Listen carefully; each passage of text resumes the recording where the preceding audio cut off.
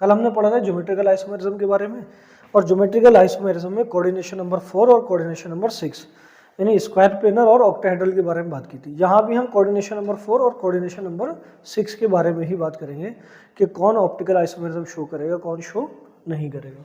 तो अगर मैं यहाँ बात करूँ कोऑर्डिनेशन नंबर 4 की, तो यहाँ पर दो कंडीशन आ जाएंगी, एक तो DSP2 और दूसरी SP3। यानी ये तो है टेट्राहेड्रल और ये है स्क्वायर प्लेनर।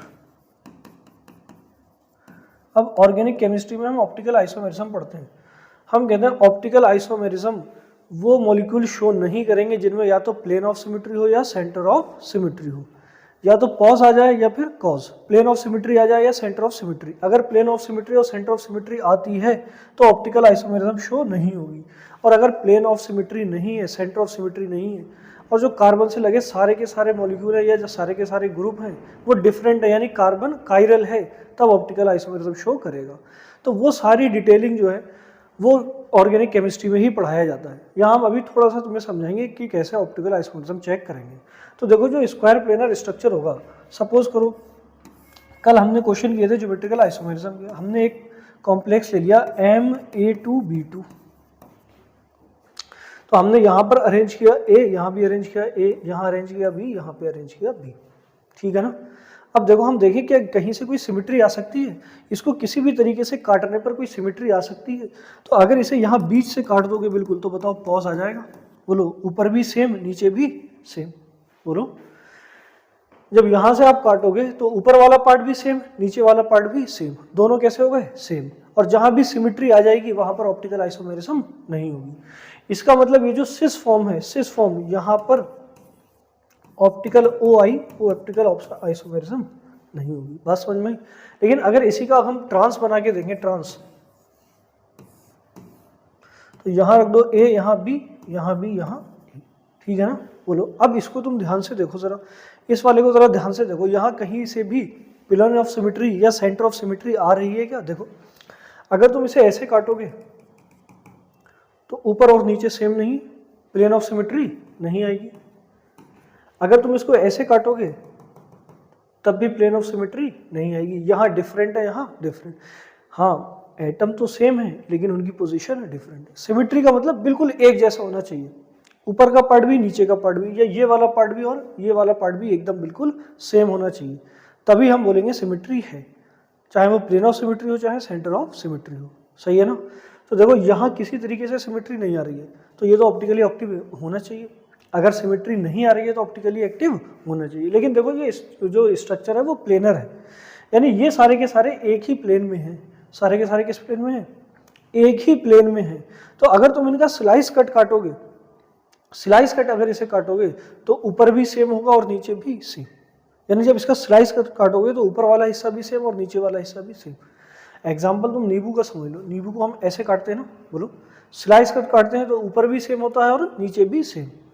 या फिर ब्रेड का ही एग्जांपल ले लो, अगर ब्रेड को हम स्लाइस, नाम भी स्लाइस कट है, तो अगर स्लाइस की तरह ऐसे काटेंगे तो बताओ ऊपर भी सेम होगा नीचे भी सेम होगा।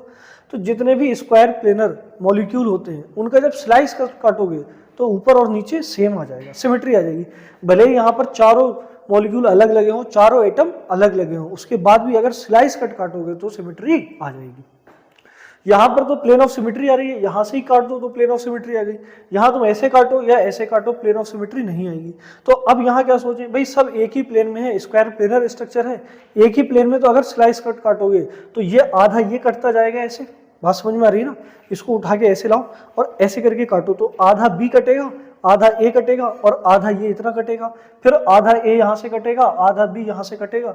तो जो ऊपर वाला हिस्सा है उसमें आधा A आधा B ये सब आधा आधा होगा और नीचे वाले में भी सब आधा आधा होगा। तो बताओ सिमेट्री आ जाएगी, और अगर सिमेट्री आ जाएगी तो ऑप्टिकली आइसोमेरिज्म नहीं होगी। तो सीधी बात यह है कि जो DSP2 है स्क्वायर प्लेनर, वहां पर ऑप्टिकल आइसोमेरिज्म नहीं होती। बोलो हमने पिछले लेक्चर में पढ़ा था कि ज्योमेट्रिकल आइसोमेरिज्म जब हम देखेंगे तो ज्योमेट्रिकल आइसोमेरिज्म टेट्राहेड्रल शो नहीं करते, सिर्फ कौन करता है? स्क्वायर प्लेनर, कोऑर्डिनेशन नंबर 4 में। लेकिन यहाँ जब ऑप्टिकल आइसोमेरिज्म की बात आई तो यहाँ पर तुम देखो स्क्वायर प्लेनर नहीं करेगा, चाहे सिस हो चाहे ट्रांस। अगर स्क्वायर प्लेनर मॉलिक्यूल है तो वो ऑप्टिकल आइसोमेरिज्म शो नहीं करेगा। रीजन क्या है कि सिमेट्री आ ही जाएगी। सिस है तो डायरेक्ट पॉज मिल जाएगा, और अगर ट्रांस है तो उसका स्लाइस कट काटने पर सिमेट्री आ जाएगी, और अगर सिमेट्री आएगी तो ऑप्टिकल आइसोमेरिज्म शो नहीं करेगा। तो सीधी बात हम कहें कि जो कोऑर्डिनेशन नंबर 4 में DsP2 वाले जितने भी कॉम्प्लेक्स हैं, DsP2 वाले जो भी कॉम्प्लेक्स हैं वो ऑप्टिकल आइसोमेरिज्म शो नहीं करते। अब इसके बाद अगर हम बात कर लें टेट्राहेड्रल की, तो देखो टेट्राहेड्रल वाला जरूर ऑप्टिकल आइसोमेरिज्म शो करेगा। मैंने कोई भी मेटल है उस पर अगर चारों ग्रुप अलग अलग लगे होंगे, चारों अलग अलग ग्रुप लगे हैं, बोलो तो बताओ अगर चारों अलग अलग ग्रुप हैं तो ये कायरल हो जाएगा। यहाँ पर एक कायरल सेंटर जनरेट होगा, और अगर कायरल सेंटर होगा तो ऑप्टिकली एक्टिव होगा। बात समझ में आ रही है? जब ऑर्गेनिक केमिस्ट्री में पढ़ेंगे तो वहाँ कायरल कार्बन के बारे में पढ़ेंगे। हम कहेंगे जहाँ कायरल कार्बन होगा, यानी जहाँ भी कार्बन से सारे एटम अलग अलग अटैच होंगे, चारों अलग अलग एटम अटैच होंगे, तो वो कार्बन कायरल कहलाएगा और वो ऑप्टिकली एक्टिव होगा। यहाँ कार्बन नहीं हम पढ़ रहे हैं कोऑर्डिनेशन कंपाउंड में ऑप्टिकल आइसोमेरिज्म, तो यहाँ मेटल की बात करें, सेंटर मेटल की, उसके अराउंड अगर चारों एटम अलग अलग लगे हैं तो बताओ ये कायरल सेंटर प्रोड्यूस करेगा। और अगर ये कायरल है तो देखो इसकी तो मिरर इमेज देखो, इसकी जो मिरर इमेज बनेगी वो ऐसे बनेगी। ये मिरर इमेज बना रहे हैं, बोलो मिरर इमेज। जब कभी भी मिरर इमेज बने और वो नॉन सुपर इम्पोजिबल बने, कैसी बने? Non super imposable. ये अगर ये जो मिरर इमेज है इसके नॉन सुपर इम्पोजिबल है तो ये कायरल होगा, ये ऑप्टिकली एक्टिव होगा। समझो इसको, इसको तुम उठाकर इसके ऊपर रख दो, ये मिरर इमेज है इसकी। भाई पहली शर्त ये है कि ऑप्टिकली एक्टिव होना चाहिए, मतलब कायरल कार्बन होना चाहिए। पहली शर्त तो ये है कि कायरल कार्बन होना चाहिए, ऑप्टिकल आइसोमेरिज्म के लिए शर्त है। अब यहाँ कार्बन नहीं तो मेटल होगा, तो यहाँ कायरल सेंटर मेटल प्रोड्यूस करेगा, तो पहली बात तो कायरल होना चाहिए। और अगर कायरल है तो उसके बाद जो उसकी मिरर इमेज जब इसके ऊपर लाके रखोगे, जब कायरल की ही मिरर इमेज लाकर रखोगे तो वो कैसी होनी चाहिए? नॉन सुपर इम्पोजिबल, यानी पूरी तरीके से उसके ऊपर सुपर इम्पोज ना हो। अच्छा, अगर पूरी तरीके से सुपर इम्पोज हो जाती है तो सिमेट्रिकल हो जाएगा। तो कैसा हो जाएगा? सिमेट्रिकल। और अगर सिमेट्रिकल है तो ऑप्टिकल आइसोमेरिज्म शो ही नहीं होगी। ऑप्टिकल आइसोमेरिज्म शो ही तब होगी जब क्या हो? एसिमेट्री, क्योंकि कायरल का मतलब भी एसिमेट्री ही होता है। अब तुम देखो ये हाथ है, ठीक है ना, अब इस हाथ की मिरर इमेज ये होगी, और अगर मैं इसको ऐसे लाकर रख दूं तो बताओ ये क्या सुपर इम्पोज हो रही है? नहीं, ये देखो सुपर इम्पोज तो तब होती जब ऐसे होता, जब हाथ ऐसे होता तब सुपर इम्पोज होता ना, यानी जो पूरा का पूरा है इसने ढक लिया इसको, यही तो सुपर इम्पोज है। लेकिन तुम देखो इसकी मिरर इमेज होगी ये, और जब इसकी ये मिरर इमेज होगी तुम ऐसे करके इसको एक दूसरे पे सुपर इम्पोज करोगे तो बताओ ये कहीं से भी सुपर इम्पोज हो रही है? नहीं, ये non superimposable mirror image है, और अगर non superimposable mirror image है तो वो ऑप्टिकली एक्टिव होगा। इसीलिए अगर टेट्राहेड्रल मॉलिक्यूल है, sp3 है, कोई भी कॉम्प्लेक्स है वो sp3 है, टेट्राहेड्रल है, और उस मेटल पर चारों अलग अलग लिगेंड हैं, चारों लिगेंड कैसे हैं? अलग अलग, तो वो ऑप्टिकल आइसोमेरिज्म शो करेगा। यानी अगर मेटल है और ABCD इस तरीके का कोई कॉम्प्लेक्स है, चारों अलग अलग हैं, चारों कैसे हैं? अलग अलग, तो ये, और अगर ये टेट्राहेड्रल है, टेट्राहेड्रल तब होगा जब वीक फील्ड लिगेंड होंगे, टेट्राहेड्रल है तो ये ऑप्टिकल आइसोमेरिज्म शो करेगा। बात करें कोऑर्डिनेशन नंबर 4 की, तो DsP2 यहां पर नहीं करेगा, sp3 करेगा। इसके बाद हम देखेंगे कोऑर्डिनेशन नंबर 6 को, इसी दो में पढ़ना है। तो कोऑर्डिनेशन नंबर 6 में sp3 d2 हो सकता है या d2 sp3 हो सकता है। अब यहाँ चाहे sp3 d2 हो या d2 sp3 हो, यहाँ शेप तो ऑक्टाहेड्रल ही होगा, और अगर ऑक्टाहेड्रल होगा तो हम कोऑर्डिनेशन नंबर 6 में देखेंगे कि कहाँ पर शो करेगा, कहाँ पर शो नहीं करेगा। हम सबसे पहले बात करेंगे कोऑर्डिनेशन नंबर 4 की। तो अगर कोऑर्डिनेशन नंबर 4 की बात करें, कोऑर्डिनेशन नंबर 4 की, तो यहाँ पर तुम पहला पॉइंट लिख लो कि स्क्वायर प्लेनर, जितने भी स्क्वायर प्लेनर कॉम्प्लेक्स हैं, square planar complex do not show optical isomerism, do not show optical isomerism. Square planar optical isomerism show नहीं करेंगे, टेट्राहेड्रल शो करेंगे। टेट्राहेड्रल कॉम्प्लेक्स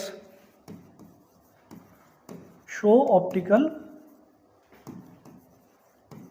आइसोमेरिज्म, लेकिन शर्त है, शर्त यह है कि सारे के सारे लिगेंड डिफरेंट होना चाहिए। When all the ligands are different, when all the ligands attached to central metal are different, ligand are different, और इसका एग्जांपल हमने बताया तुम्हें MABCD, अगर ये कोई कॉम्प्लेक्स है तभी ये ऑप्टिकल आइसोमेरिज्म शो करेगा। और अभी थोड़ी देर पहले ही डिस्कस करा था कि ये M होगा, ये B होगा, C D। और इसकी जब तुम, अब यहाँ कायरल सेंटर जनरेट हो गया, जब इसकी मिरर इमेज बनाओगे तो इसकी मिरर इमेज ऐसे बनेगी। और ये जो मिरर इमेज है ये नॉन सुपर इम्पोजिबल है, और अगर नॉन सुपर इम्पोजिबल है तो ऑप्टिकल आइसोमेरिज्म शो करेगा। तो एक तो डी बनेगा डेक्स्ट्रो और एक बनेगा लीवो। अच्छा, इसे और ज़्यादा डिटेल में हम पढ़ेंगे जब हम ऑर्गेनिक केमिस्ट्री पढ़ते होंगे। तो एक तो डेक्स्ट्रो बनेगा, दूसरा लीवो, और ये दोनों ऑप्टिकली एक्टिव होंगे। डेक्स्ट्रो राइट साइड में लाइट को रोटेट करेगा, लीवो लेफ्ट साइड में करेगा, और डिटेल में से पढ़ेंगे। अब इसके बाद बात करें हम कोऑर्डिनेशन नंबर 6 के लिए। तो यहाँ कई सारी कंडीशन होंगी, देखो समझना ध्यान से। कोऑर्डिनेशन नंबर 6 की बात करें, अगर कोऑर्डिनेशन नंबर 6 है और तीनों बाइडेंटेड लिगेंड प्रेजेंट है, if 3 bidentate ligand are present, ligand are present, तब देखो हम कैसे देखेंगे, स्ट्रक्चर से समझना। कोई भी बाइडेंटेड लिगेंड है, मान लो EN3 ही है, बाइडेंटेड है और वो टोटल है कितने, 3 है ना, बोलो। अब बात कर रहे हैं ऑप्टिकल आइसोमेरिज्म की। तो ऑप्टिकल आइसोमेरिज्म की जब बात करेंगे तो ये जो हम 3 बाइडेंटेड लिगेंड ले रहे हैं, ये चाहे सिमेट्रिकल हो चाहे अनसिमेट्रिकल हो, चाहे सिमेट्रिकल हो चाहे अनसिमेट्रिकल हो, अगर 3 बाइडेंटेड लिगेंड प्रेजेंट हैं तो ये हमेशा शो करेगा ऑलवेज शो आइसोमेरिज्म। कौन सी वाली, ऑलवेज शो ऑप्टिकल आइसोमेरिज्म। अगर 3 बाइडेंटेड लिगेंड कहीं भी तुम्हें दिख जाए और पूछता हो कि ये कौन सी आइसोमेरिज्म शो करेगा, तो हमेशा ये ऑप्टिकल आइसोमेरिज्म शो करेगा। एग्जाम्पल हमने लिया है COEN3, तुम कोई और भी एग्जाम्पल ले सकते हो। यहाँ ग्लाइसिनेटो भी ले सकते हो जो कि अनसिमेट्रिकल है, बोलो। यहाँ पर ये एग्जाम्पल भी हम ले सकते हैं, ग्लाइसिनेटो या फिर ऑक्सिलेटो का भी एग्जाम्पल 3 होना चाहिए। ऑक्सिलेटो कैसा है, सिमेट्रिकल है। तो बताओ, एक पे -2 तो 3 पे 6 हो जाएगा माइनस का। यहाँ लागे हमें कितना करना है, प्लस का 6, तो यहाँ पूरे पे चार्ज कितना आना चाहिए, -3, तो ये इधर आएगा तो 6 यहाँ +3 हो जाएगा। ठीक है ना, वो बात की बात है, वो तो हमने पहले पढ़ा है, करते रहना उसे आराम से।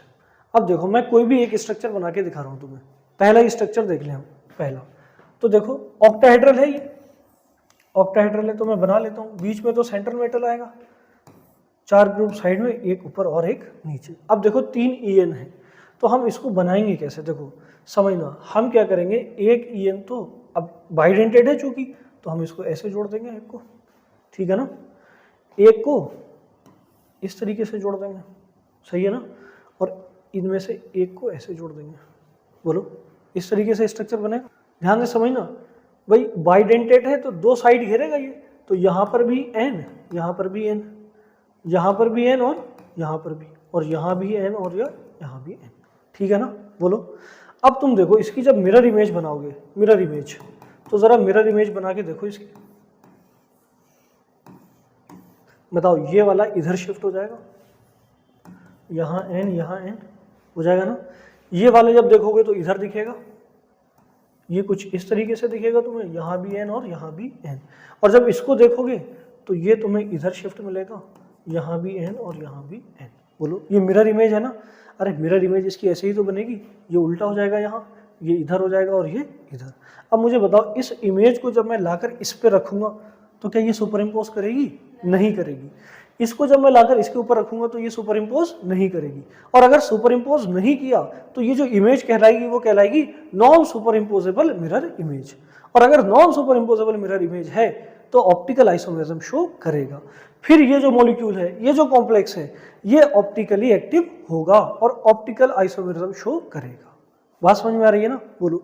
तो इस कॉम्प्लेक्स की अगर मैं बात करूं तो ऑप्टिकल आइसोमेरिज्म शो करेगा। लेकिन एक क्वेश्चन यहां मैं पूछ लूं तुमसे कि मुझे बताओ, क्या ये GI शो करेगा, क्या ये GI शो करेगा? ये GI शो नहीं करेगा, क्योंकि सब तरफ तो क्या है, नाइट्रोजन ही है। नाइट्रोजन की तो रिलेटिव पोजीशन चेंज नहीं कर सकते।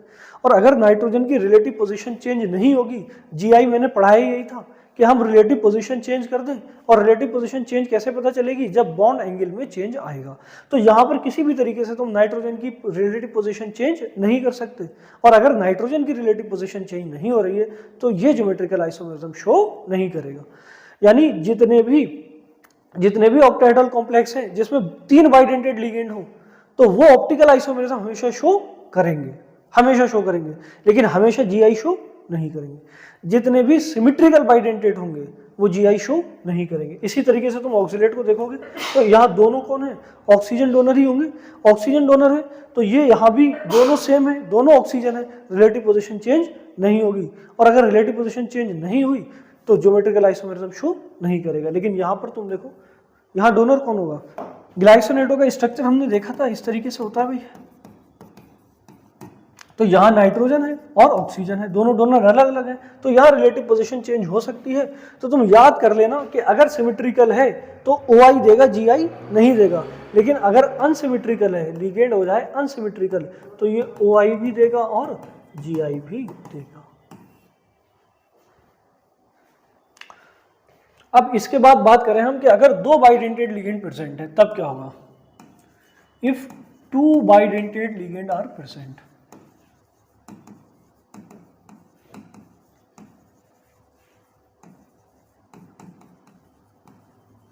If 2 bidentate ligand are present, तो देखो कंडीशन हो सकती है MAA2, ये मैंने बाइडेंटेड के लिए लिखा है। और इसके अलावा अब देखो, अगर 2 बाइडेंटेड लिगेंड प्रेजेंट है तो इन दोनों की डेंसिटी टोटल मिला के हो जाए 4। अब हम पढ़ रहे हैं ऑक्टाहेड्रल कॉम्प्लेक्स यहाँ 6 होना चाहिए, तो 2 लिगेंड और लेना पड़ेंगे हमें। तो उसके लिए हम लिख सकते हैं A2, ये मोनोडेंटेड ले लिया हमने। ये कौन से ले लिए, मोनोडेंटेड लिगेंड ले लिए। अब इसका एक एग्जाम्पल अगर हम देखें तो देखो, हम इसको यही एग्जाम्पल बना सकते हैं ना, EN2, और यहाँ हम लिख सकते हैं Cl2 लिख सकते हैं। अच्छा, ये A2 भी हो सकता है, यानी मोनोडेंटेड लिगेंड कोई ले लो और उसके 2 ले लो। कोई मोनोडेंटेड लिगेंड है उसके 2 ले लो तुम, तो क्यों A2 लिखोगे, या फिर दोनों अलग अलग मोनोडेंटेड लिगेंड ले सकते हो, तब A भी हो जाएगा। अरे यहाँ तुमने Cl के 2 ले लिए ना, तो यहाँ ClBr भी ले सकते हो। बात समझ में आ रही है, AB भी हो सकता है, A2 भी हो सकता है, कुछ भी ले लो। अब समझो इसका अगर मैं स्ट्रक्चर बनाऊं तो तुम देखो कैसे, यहां से देखना ध्यान से। अब तुम क्या करो, यहां पर तो रख दो EN, और यहां भी क्या रख दो EN, और एक बार यहां क्लोरीन रख दो, एक बार यहां क्लोरीन रख दो। बोलो बताओ, क्लोरीन के बीच में एंगल कितना है, 180 डिग्री का। और अगर 180 डिग्री का एंगल है तो ये कौन सी फॉर्म हो गई, ट्रांसफॉर्म। हमने ज्योमेट्रिकल आइसोमेरिज्म में ही पढ़ा था, ट्रांसफॉर्म। अब इस ट्रांसफॉर्म को तुम देखो जरा ध्यान से, अगर तुमने इसको यहां से काटा, तो बताओ सिमेट्री आ जाएगी, बोलो सिमेट्री आएगी, जो ऊपर है वही नीचे हो जाएगा, तो यहाँ पॉज आ जाएगा, और अगर पॉज आ गया तो ये जो ट्रांसफॉर्म है ये ऑप्टिकली इनएक्टिव होगी, ऑप्टिकली एक्टिव नहीं होगी। तो ऑप्टिकली एक्टिव नहीं है तो ऑप्टिकली इनएक्टिव तो ही होगा। तो ये जो फॉर्म है वो ऑप्टिकल आइसोमेरिज्म शो नहीं करेगी, सही है ना, ट्रांस। तो क्या ये ऑप्टिकली एक्टिव नहीं है, चेक कर लेते हैं। अभी हमने ट्रांस पढ़ा है ना, एक बार हम सिस को भी देख लेते हैं। सिस बनाने के लिए तुम्हें इन दोनों क्लोरीन को, ये जो क्लोरीन है और ये जो क्लोरीन है, इन दोनों को कितने पे रखना पड़ेगा, 90 डिग्री पे। अब यहाँ 180 थे, यहाँ देखो 90 डिग्री हो जाएगा ना। तो जब ये 90 डिग्री होगा तो EN को तुम्हें कहाँ रखना पड़ेगा, यहाँ, और एक EN को कहाँ रखना पड़ेगा, यहाँ। बात समझ में आ रही, बोलो। ये तो हो गया Cl, एक N तुमने EN यहाँ रखा और एक EN यहाँ, एक यहाँ एक यहाँ, ठीक है ना, बोलो। अब तुम बताओ इन दोनों के बीच में कितना एंगल है, 90 डिग्री का, और 90 डिग्री है तो सिस है। तो ये देखो, तुम ध्यान से इस चीज को देखना जरा कि ये जो सिस फॉर्म है, यहाँ सिस भी एग्जिस्ट कर रही है, ट्रांस भी, यानी ये जो मॉलिक्यूल है वो GI तो शो कर रहा है। अब हम ऑप्टिकली एक्टिव पूछ रहे हैं कि होगा नहीं होगा, ऑप्टिकल आइसोमेरिज्म शो करेगा नहीं करेगा। तो ट्रांस ने तो साफ साफ इनकार कर दिया, नहीं करेंगे। देख लो यहाँ पॉज आ गया, प्लेन ऑफ सिमेट्री आई। अब यहाँ देखो, इसको अब तुम किसी तरीके से काटो, कहीं से भी काट के देखो, देखो सिमेट्री आ रही है क्या, नहीं आएगी। ऐसे काट लो या ऐसे काट लो, सिमेट्री नहीं आएगी, ठीक है ना, बोलो। अब अगर सिमेट्री नहीं आएगी तो जाहिर सी बात है ये ऑप्टिकली एक्टिव होगा, ऑप्टिकली एक्टिव। इसकी मिरर इमेज बना के देखो जरा, मिरर इमेज बना लो। तो जब मिरर इमेज बनाओगे तो देखो, मिरर इमेज बनाओगे तो ये Cl यहां दिखेगा और ये वाला Cl तो यहीं दिखेगा। लेकिन ये देखो ये यहाँ ऐसे आ जाएगा n और n, और ये यहाँ आ जाएगा ऐसे n और n। देखो अब ये जो इमेज आई है, ये जो मिरर इमेज है, ये नॉन सुपर इम्पोजिबल है, और अगर नॉन सुपर इम्पोजिबल है तो ये ऑप्टिकल आइसोमेरिज्म शो करेगा। सही, देखना इधर,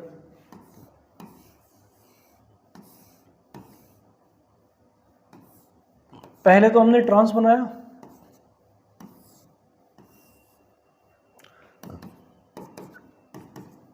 और यहां बहुत आराम से प्लेन ऑफ सिमेट्री आ गई, और अगर प्लेन ऑफ सिमेट्री आ गई तो ऑप्टिकली एक्टिव नहीं होगा, अगर सिमेट्री आएगी तो ऑप्टिकली एक्टिव नहीं होगा। सही है ना। देखो अब ऐसे काटने पर सिमेट्री आ गई, ऐसे काटोगे तब भी सिमेट्री आ जाएगी, तो दोनों तरीके से सिमेट्री आएगी, तो ये ऑप्टिकली इनएक्टिव होगा। लेकिन अगर मैं यहाँ Cl की जगह Br कर दूं, Cl की जगह यहाँ Br कर दें, तो देखो अब तुम अगर ऐसे काटोगे तो सिमेट्री नहीं आएगी, ऐसे काटने पे सिमेट्री नहीं आएगी, पियोस नहीं आएगा, ऊपर अलग है नीचे अलग। तो यहाँ भी अगर तुम स्लाइस कट काट दोगे, स्लाइस कट काटोगे तो आधा Br इधर आधा इधर, आधा Cl इधर आधा Cl इधर, और आधा ये इधर आधा, स्लाइस कट काटने पे यहाँ सिमेट्री आ जाएगी। तो किसी भी तरीके से अगर सिमेट्री आ जाए, प्लेन ऑफ सिमेट्री आ जाए, तो ऑप्टिकली इनएक्टिव होगा। तो चाहे ये ग्रुप सेम हो, ऊपर नीचे ग्रुप सेम हो ट्रांस में, या दोनों अलग अलग हो, दोनों कंडीशन में ये ऑप्टिकली इनएक्टिव ही होगा, ऑप्टिकल आइसोमेरिज्म शो नहीं करेगा। लेकिन बात करो अगर सिस की, तो ध्यान से देखना जरा, यहाँ तुम ध्यान से देखना, हम बात करें अगर सिस की, तो सिस कैसे बनाएंगे, ये तो सेंट्रल मेटल है। अब यहाँ हमने क्या किया, क्लोरीन और क्लोरीन एक साथ बना दिए। जब एक साथ बना दिए तो मुझे बताओ यहाँ हमने क्या करा, En ले लिया एक, और एक En यहाँ ले लिया। अब इसको तुम कहीं से भी काट के देख लो, कहीं से भी काटो, स्लाइस कट काटो, कैसे भी काट के देखो, किसी तरीके से सिमेट्री नहीं आएगी। और जब हम इसकी इमेज बनाएंगे, मिरर इमेज बनाएंगे, तो ये मिरर इमेज भी नॉन सुपर इम्पोजिबल ही आएगी। ये Cl शिफ्ट होता दिखेगा यहाँ, ये En शिफ्ट होता दिखेगा यहाँ, और ये En शिफ्ट होता दिखेगा। तो इसको जब इसके ऊपर रखोगे तब भी क्या होगा, नॉन सुपर इम्पोजिबल। और अगर नॉन सुपर इम्पोजिबल है तो ऑप्टिकली एक्टिव होगा, ऑप्टिकली एक्टिव होगा। और इस सिस से दो फॉर्म बनेंगी, ये जो सिस ऑप्टिकली एक्टिव आया है इससे दो फॉर्म बनेंगी, एक तो डेक्स्ट्रो और एक लीवो। बात समझ में आ रही। तो अगर हम इस पूरे कॉम्प्लेक्स की बात करें तो यहाँ पर ऑप्टिकल आइसोमेरिज्म शो होगी सिर्फ सिस में, और उस सिस से भी दो फॉर्म बनेंगी, एक डी और एक एल, और जो इसकी ट्रांसफॉर्म होगी वो ऑप्टिकली इनएक्टिव होगी, ये हो जाएगा ऑप्टिकली इनएक्टिव। मैंने दोनों तरीके से बताया, मैंने कहा अगर सेम ग्रुप लगा है, यानी Cl भी लगा है, यहाँ Br की जगह यहाँ Cl लगा है, तब भी Cl अगर लगा है तब भी ये ऑप्टिकली एक्टिव नहीं होगा, और अगर ग्रुप डिफरेंट लगा है तब भी ऑप्टिकली एक्टिव नहीं होगा। अब इस पे चाहे ग्रुप सेम लगे हों दोनों, या यहाँ भी अगर तुम Br लगा दो, यहाँ भी अगर तुम Br लगा दो, तब भी ये ऑप्टिकली एक्टिव ही रहेगा। और इससे दो फॉर्म बनेंगी, एक तो बनेगी सिस, एक तो बनेगी डी और एक बनेगी एल। तो इसके बाद अगर तुम देखो, यही एग्जाम्पल जो मैं तुम्हें अभी समझा रहा था, ये कैसे बनाएंगे हम। देखो इस बार हमने एक क्लोरीन ले लिया, एक ब्रोमीन, तो ये मैं समझा चुका हूँ, फिर भी एक बार दोबारा देख लो। तो यहाँ दो फॉर्म बनेंगी। देखो ये Gi तो शो करेगा ही करेगा, और Gi शो करेगा तो यहाँ दो फॉर्म बनेंगे, सिस और ट्रांस। और मैंने तुमसे कहा ट्रांस हमेशा ऑप्टिकली इनएक्टिव होगी, ये कभी भी ऑप्टिकली एक्टिव नहीं होगी, ये हमेशा ऑप्टिकली इनएक्टिव होगी। और सिस फॉर्म से दो बनेंगे, एक तो बनेगा डेक्स्ट्रो, दो ऑप्टिकल आइसोमेरिज्म बनेंगे, एक तो बनेगा डेक्स्ट्रो, दूसरा लीवो। तो मैं बना के दिखा दूं ट्रांसफॉर्म, अभी बना के दिखाया था, दोबारा फिर से देख लेते हैं इसी क्वेश्चन को। देखो ऊपर तो Cl नीचे Br आ जाएगा, ऊपर क्लोरीन नीचे ब्रोमीन, यहाँ पर दो En है। तो अगर इसका स्लाइस काटोगे तो यहाँ पर प्लेन ऑफ सिमेट्री आ जाएगी, और प्लेन ऑफ सिमेट्री आई तो ऑप्टिकली इनएक्टिव, उसको हम शो कर देते हैं OI से। ये ऑप्टिकल आइसोमेरिज्म नहीं है, बल्कि ये लिखा है ऑप्टिकली इनएक्टिव। इसके बाद इसी का हम अगर सिस बना लें, सिस अभी बनाया तो फिर से बना लेते हैं एक बार, कोई दिक्कत नहीं है। यहाँ Cl, अब देखो 90 डिग्री पे रख दो, इसको Br को रख दो, तो ये सिस फॉर्म हो जाएगी। और अगर सिस फॉर्म होगी तो यहाँ पर तुम इसको एक En यहाँ रख दो, एक En यहाँ रख दो, और इसका बना लो तुम, कहीं से भी काटो, यहाँ पर प्लेन ऑफ सिमेट्री आनी नहीं है। और इसकी जब तुम मिरर इमेज बनाओगे तो ये mirror image non super imposable होगी, ये mirror image non super imposable हो जाएगी। बोलो। और यहाँ से हमें दो ऑप्टिकली एक्टिव आइसोमर मिलेंगे, एक तो होगा D और एक होगा L। तो अगर टोटल आइसोमर की बात करें, अगर ऑप्टिकल आइसोमर की बात करें, यहाँ दो मिल रहे हैं। अगर ऑप्टिकल आइसोमर की बात करें तो दो मिल रहे हैं, और ज्योमेट्रिकल आइसोमर की बात करें तो दो मिल रहे हैं, एक तो ट्रांस और एक तो सिस। तो अगर हम यहाँ से हमें टोटल आइसोमर की बात करें तो वो कितने मिल रहे हैं? चार नहीं होंगे, तीन ही होंगे। बात समझ में आ रही? चार नहीं है, तीन है। ध्यान सुनना, क्वेश्चन अगर आया कि यहाँ ज्योमेट्रिकल आइसोमर कितने होंगे? दो, और यहाँ ऑप्टिकल आइसोमर कितने होंगे? दो। तो सीधा तो आंसर है टोटल चार हो गए, दो और दो चार। सिंपल गणित है, दो और दो चार। चार नहीं है, देखो ये ट्रांस हो गया, एक तो मिला ट्रांस, और एक क्या मिला? सिस। और इस सिस में ही दो हैं, एक डी और एक एल। सिस में ही कितने हैं? तो ओवरऑल दो ये हो गए पूरे, ये मिलाकर दो हैं और एक ये। तो ओवरऑल जो टोटल आइसोमर बनेंगे, देखो ध्यान से देखना, यहाँ जो जीआई बनेंगे वो बनेंगे दो। कौन? सिस और ट्रांस। यहाँ जो ऑप्टिकल आइसोमर बनेंगे वो भी बनेंगे दो, एक तो बनेगा डी डेक्स्ट्रो और दूसरा बनेगा लीवो। और जो टोटल आइसोमर बनेंगे वो बनेंगे तीन, क्योंकि वो जो सिस है उसी से तो ही दो बन रहे हैं, डी और एल, और एक क्या हो गया? ट्रांस। तो टोटल कितने हो गए? अब इसके बाद ये कॉम्प्लेक्स देखो, COEN का होल ट्वाइस, CN का होल ट्वाइस, और बाहर की तरफ आएगा BR। क्वेश्चन ये है इसमें कौन कौन सी आइसोमेरिज्म होगी। यहाँ हम स्ट्रक्चरल और स्टीरियो दोनों की बात कर रहे हैं, किसी एक की बात नहीं कर रहे हैं, स्ट्रक्चरल की भी बात कर रहे हैं और स्टीरियो की भी। तो बताओ यहाँ पर कौन कौन सी आइसोमेरिज्म होगी। तो जो हमने अभी बिल्कुल अभी पढ़ा है, तो एक बात तो क्लियर है, यहाँ पर GI होगी, ज्योमेट्रिकल आइसोमेरिज्म होगी, सिस बनेगा और ट्रांस। अच्छा, यहाँ पर ऑप्टिकल आइसोमेरिज्म भी होगी। बात हुई थी बाइडेंटेड लिगेंड हो, तो एक सिस और एक ट्रांस। ट्रांस हमेशा ऑप्टिकली इनएक्टिव, सिस हमेशा ऑप्टिकली एक्टिव। सिस से दो फॉर्म बनेंगे, डी और एल। तो बताओ यहाँ पर ऑप्टिकल आइसोमेरिज्म भी होगी और ज्योमेट्रिकल भी होगी। तो स्टीरियो की अगर हम बात करें तो ज्योमेट्रिकल आइसोमेरिज्म भी हो रही है और ऑप्टिकल आइसोमेरिज्म भी हो रही है। अच्छा, इस स्टीरियो के हम टोटल आइसोमर पूछ लें कि कितने टोटल स्टीरियो आइसोमर बनेंगे? तीन बनेंगे। अभी पिछले क्वेश्चन सेम था बिल्कुल, कॉम्प्लेक्स ही चेंज है, फॉर्मेट तो सेम है ना, कॉम्प्लेक्स चेंज कर दिया मैंने लेकिन फॉर्मेट बिल्कुल सेम है। तो बताओ यहाँ पर टोटल स्टीरियो आइसोमर कितने बन रहे हैं? तीन बन रहे हैं। अब आगे बात करें, मुझे बताओ क्या ये एम्बिडेंटेड लिगेंड है या नहीं है? ये एम्बिडेंटेड लिगेंड है, और अगर ये एम्बिडेंटेड लिगेंड है तो बताओ यहाँ पर लिंकेज आइसोमेरिज्म भी होगी? बिल्कुल होगी।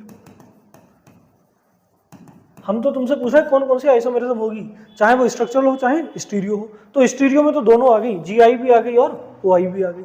लेकिन अब जब हम स्ट्रक्चरल की बात करें तो यहाँ पर एम्बिडेंटेड लिगेंड है, और अगर एम्बिडेंटेड लिगेंड है तो लिंकेज आइसोमेरिज्म तो होगी ही होगी। उसके बाद तुम देखो, अगर एक CN बाहर आ जाए और एक ये यहाँ से BR अंदर चला जाए, CN बाहर आ जाए, BR अंदर चला जाए, तो बताओ इसी आइसोमेरिज्म को हमने क्या बोला था? Ionisation isomerism. तो जो क्वेश्चन था कि कौन कौन सी आइसोमेरिज्म होगी, तो हम कहेंगे यहाँ पर ज्योमेट्रिकल भी होगी, यहाँ पर ऑप्टिकल आइसोमेरिज्म भी होगी, स्ट्रक्चरल की बात करें तो यहाँ पर आयनाइजेशन आइसोमेरिज्म भी होगी, और साथ ही साथ लिंकेज आइसोमेरिज्म भी होगी। पानी यहाँ है नहीं, वाटर का मॉलिक्यूल है नहीं, तो हाइड्रेट तो हो नहीं सकती, ये सब होगी। अब देखो तीसरा पॉइंट क्या है, अगर एक ही बाइडेंटेड लिगेंड प्रेजेंट है, if only one bidentate ligand is present,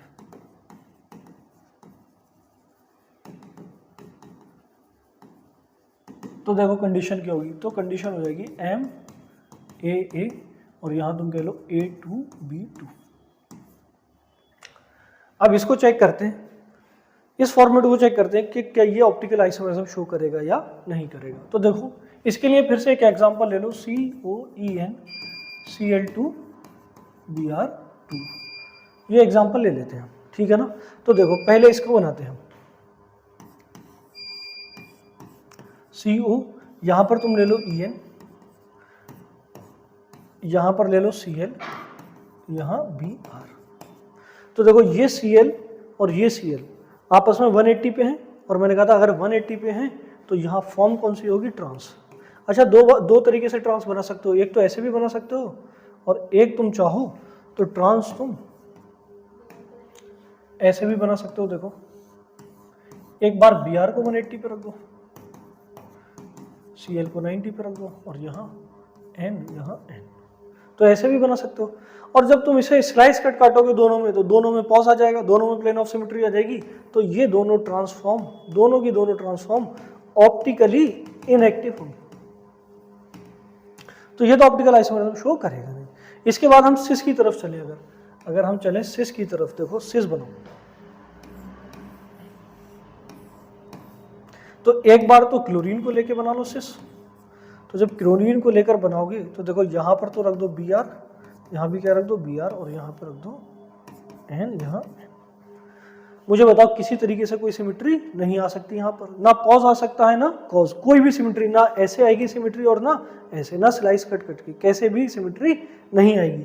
और अगर सिमेट्री नहीं आई तो ये जो सिस फॉर्म है ये ऑप्टिकली एक्टिव होगी और ये डी भी बनाएगी और एल भी, डेक्स्ट्रो भी और लीवो भी। इसी तरीके से तुम इसकी अगर मिरर इमेज बना लो, अगर तुम मिरर इमेज बनाओ तो देखो कैसे बनेगी मिरर इमेज, सिंपल है, यहाँ Cl और यहाँ तुम देखो N और N, ठीक है ना, बोलो ऊपर की तरफ भी क्या है Cl, यहाँ पर क्या हो जाएगा, यहाँ Br और यहाँ Br। अब ये नॉन सुपर इम्पोसिबल है, साफ साफ दिख रहा है, कैसी है ये नॉन सुपर इम्पोसिबल, तो जाहिर सी बात है ऑप्टिकल आइसोमेरिज्म शो करेगी। अब मैं दूसरी तरीके से भी सिस बनाऊं, इस बार हम क्या करें, ब्रोमीन को 90 डिग्री पे रखें और सिस फॉर्म बना लें। देखो समझो जरा, इस बार ही तुम क्या करो, ब्रोमीन को 90 पे रख दो, बाकी तुम यहाँ पे रख दो N और यहाँ रखो Cl और यहाँ भी रखो Cl। तो देखो अब इस बार ही हमने ब्रोमीन को लेके सिस फॉर्म बनाई, ये भी ऑप्टिकली एक्टिव होगा, यहाँ भी किसी तरीके की कोई भी ना तो पॉज आएगा ना कॉज, ना प्लेन ऑफ सिमेट्री ना सेंटर ऑफ सिमेट्री, और ये ऑप्टिकली एक्टिव दो फॉर्म बनेंगे DL और D, यहाँ भी DL और यहाँ भी DL। तो जो ट्रांसफॉर्म है वो कभी भी ऑप्टिकल आइसोमेरिज्म शो नहीं करती, याद तुम्हें यही रखना है। कहीं भी अगर सिस फॉर्म होगी, ऑक्टाहेड्रल में अगर सिस फॉर्म है तो वहां पर ऑप्टिकली एक्टिव होगा, अगर सिस फॉर्म है तो ऑप्टिकली एक्टिव होगा, कहाँ, ऑक्टाहेड्रल की बात चल रही है।